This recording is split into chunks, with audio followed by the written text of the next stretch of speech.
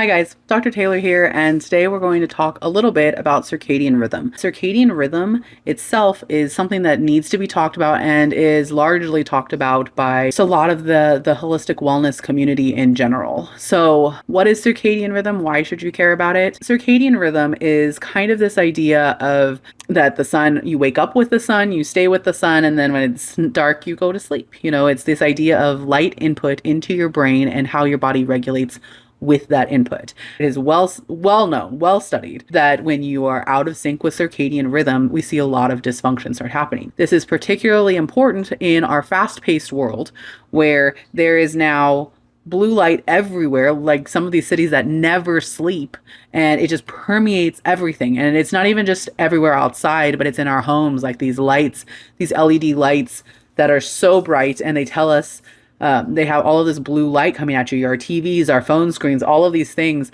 that really push this blue light. So what is this about the blue light? Well, the blue light tells you, or blue or white light on that spectrum, it tells your brain that it's high noon. So if your brain thinks that it's high noon at midnight, not great, right? Like it's getting mixed signals from your eyes. Now, the perfect example of why this is terrible is what I'm doing right now, right?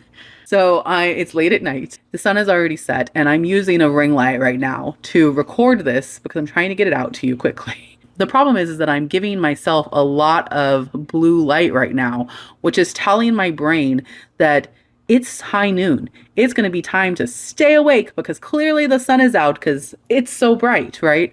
But in reality, it's dark and I should be ready to start unwinding, right? So the natural colors that we get from the sun are these whites at noon when we should be awake, right? During awake times. And then as the light starts fading in both in the morning and at night, we start seeing these deeper reds and oranges and whatnot that tell our bodies that it's not time to be fully awake, right? In the mornings, you see usually like more purple type ranges in there, which are moving towards that white light over time. But it definitely in the evenings, you see that red, orangey, yellow light, which is interesting because they used to be more common in some of like the halogen type light fixtures and stuff like that, which there are a lot of theories about why that's not available anymore, but whatever.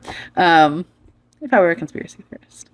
Anyways, so as far as red light in general, it's really important to start telling our brain when it's nighttime, when the sun goes down, that it's time to start shutting down. The reason for this is because your body does different processes at night. When in the middle of the day, you're definitely going to have these fast-paced, high, we need to have high efficiency as our customers are the busiest, blah, blah, blah, blah, blah, blah, right? We need to have that. When it comes to nighttime, we need to shut off some of that fight or flight, some of that movement and whatnot, and move into a rest and digest type time frame where we repair a lot of things and we just chill. So that red light, that orange light is really, really important for that kind of healing. It's also interesting because it's important for healing on a lot of fronts.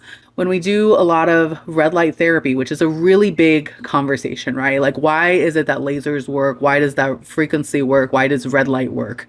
Well, it's all talking to the body kind of in the same way, right? So it's telling the body directly through a laser at that point that this is a place where you need to heal.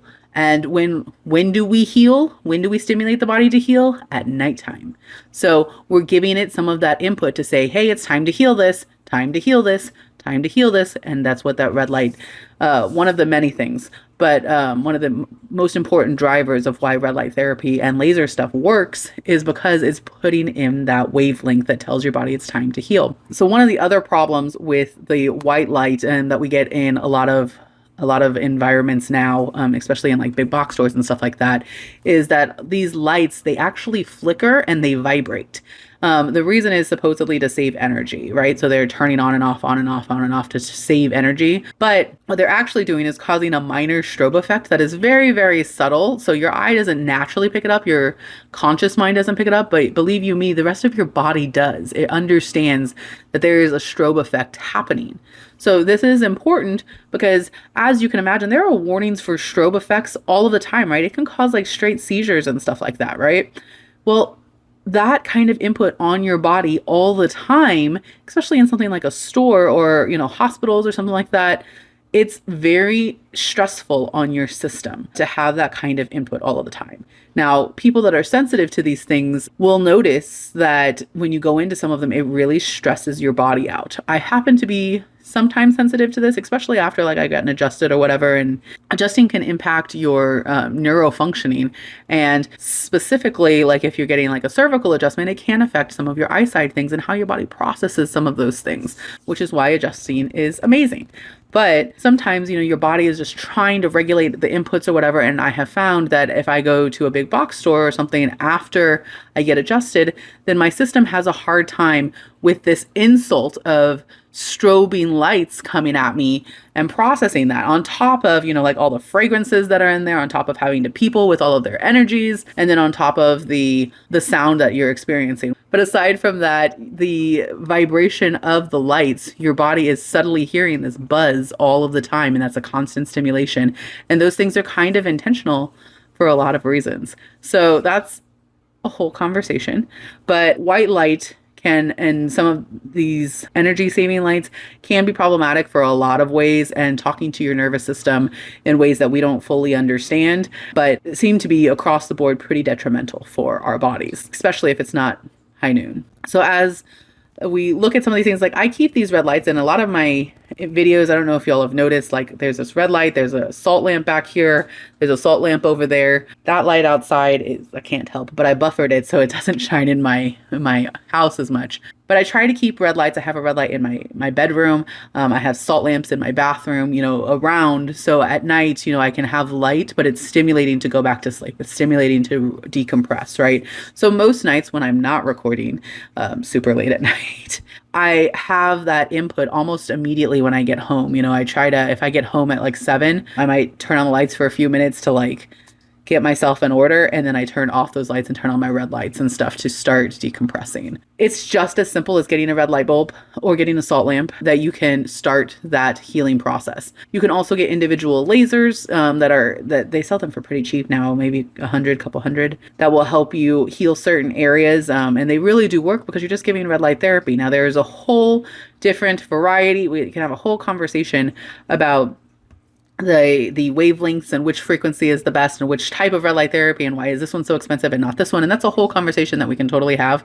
But at the same time, really just starting with red light and getting those inputs into your brain and reducing blue light is really going to be king here. Like I have it's a glass filter that you put on your TV, and it is to get out blue light. And it's an external filter because for whatever reason, my TV doesn't really have maybe because it's a poor kid TV, I don't know. But it doesn't really have a filter for nighttime or whatever. So I bought a big glass filter that goes on that, and I have one for my computer that blocks out some of the blue light. But even then, like I will find after having done this for a while that something like this, if I record for too long at night, then I'm gonna start getting a headache because my body already knows that this is not the pattern. Similarly, a lot of people who work on the computer all day long, especially without, getting to see the outside, like you are getting the same input at 8 a.m. and at 6 p.m. that it is high noon. And you would never normally stare at the sun like that to get that kind of constant input. But on top of that, the brightness of that and the lack of variation that you would normally see in the cycle of the sun is missing.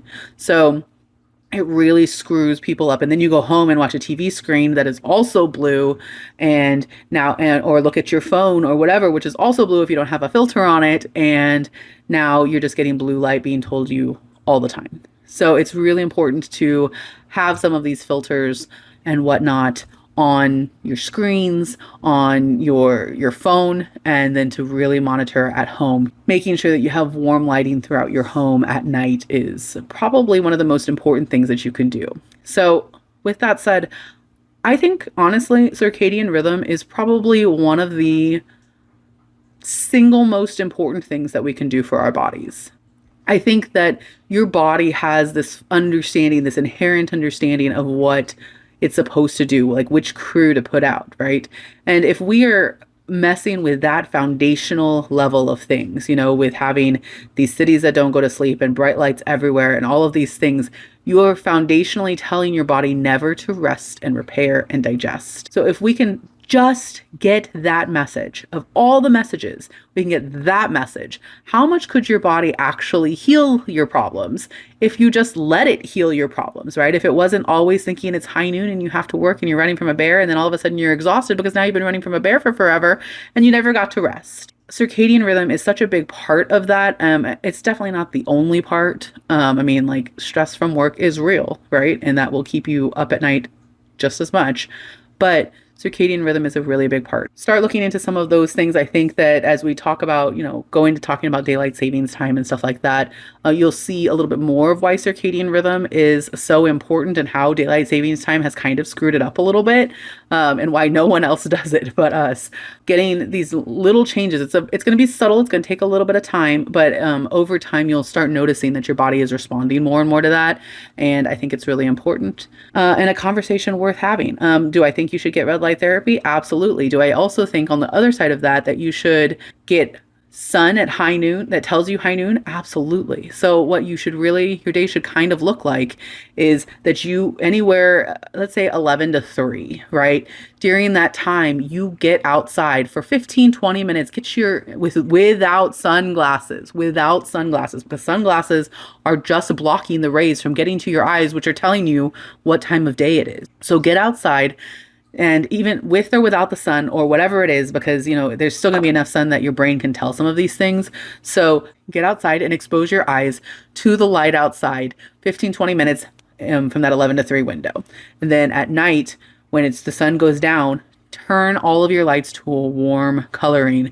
So you're actually getting both those messages. So it's just as important to have the red light as it is to have it at high noon to tell you what time it is. My office in particular is very dark, and I purposely choose it that way for 2 reasons. One, it doesn't have the sterility and the brightness that you would find in, like, let's say a hospital, right? And for me, having been through a lot of medical stuff, I find it very cold, and I did not want my space to feel that way. Additionally, a lot of people feel safer in that dark. There's just something that's, maybe it's similar to the womb, right? And there's an even argument for the red light there is, right? That's the color that you would kind of see in the womb, is a dark, moody kind of red tone, orange tone, right? That could be why it's a signal to rest and digest consistently in your body. So I wanted this safety feeling that you get in this darker, moodier environment where it is supposed to wrap you like a warm blanket. And then simultaneously, I have a bunch of salt lamps everywhere, and most of the light that's not coming from the outside, is coming, and it's the salt lamps. The reason for that is to take you into a slight more rest and digest mode, even though there's still sunshine coming out, right? Like, you get a little bit of balance of both. But being in that room all of the time, sometimes I struggle with my own circadian rhythm to get that balance. So I also have a very, very bright light that is designed to give you the same frequency as the sun at noon, that sometimes I will do from, like, let's say 12 to 2 to try and get that exposure if I can't run outside for a second. So having all of those different options for talking to your body in light is really important, and it's really interesting. So hopefully that helps. I definitely think it's one of the most important things that we can do.